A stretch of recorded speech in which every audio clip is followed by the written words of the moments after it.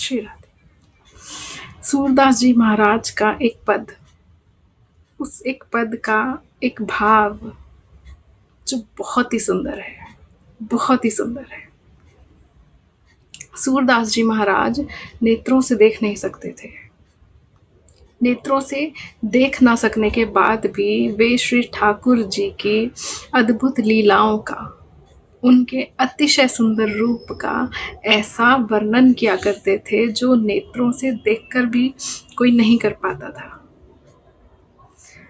सूरदास जी महाराज ने श्री ठाकुर जी के अनन्य प्रेम में अनेकों पदों की, अनेकों कविताओं की, बहुत सी उन्होंने रचनाएं की।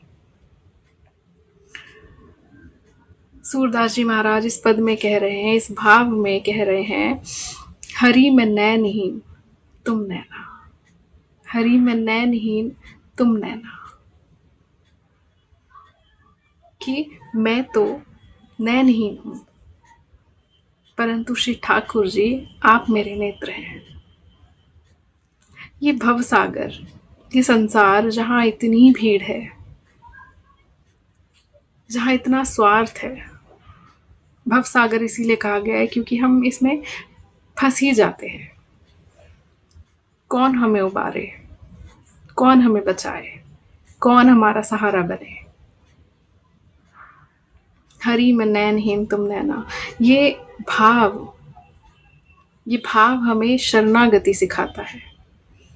इस भाव में शरणागति है, प्रेम है, विश्वास है, श्रद्धा है। कई मायनों में नेत्रों के होते हुए भी हम नेत्रहीन होते हैं। We are blessed enough that we have sight. हम बहुत भाग्यशाली हैं कि हम देख सकते हैं, लेकिन कई मायनों में हम नेत्रहीन बन जाते हैं। जिस जगह हम बैठे हैं उससे बाहर का दृश्य हम नहीं देख सकते, किसी के भीतर झांक कर नहीं देख सकते, किसी और के भीतर तो दूर, हम स्वयं के भीतर भी झांक कर नहीं देख पाते। ऐसी परिस्थिति में निश्चित ही हम नेत्रहीन हुए।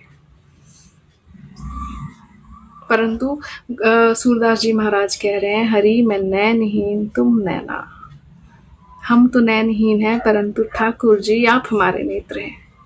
और श्री ठाकुर जी जिसके नेत्र बन जाएं, उसका तो फिर कैसे ही वर्णन किया जा सकता है, जिसका हाथ स्वयं श्री ठाकुर जी थाम लें। इस भाव को यदि हम अपने हृदय में उतार लें, इस भाव को यदि हम अपने मन में गुनगुनाएं, तो हम अनुभव करेंगे अपने हृदय में अमृत की बूंदें टपकने का। हमें महसूस होगा कि अमृत की बूंदें टपक रही हैं। हरि में नैनहीन तुम नैना।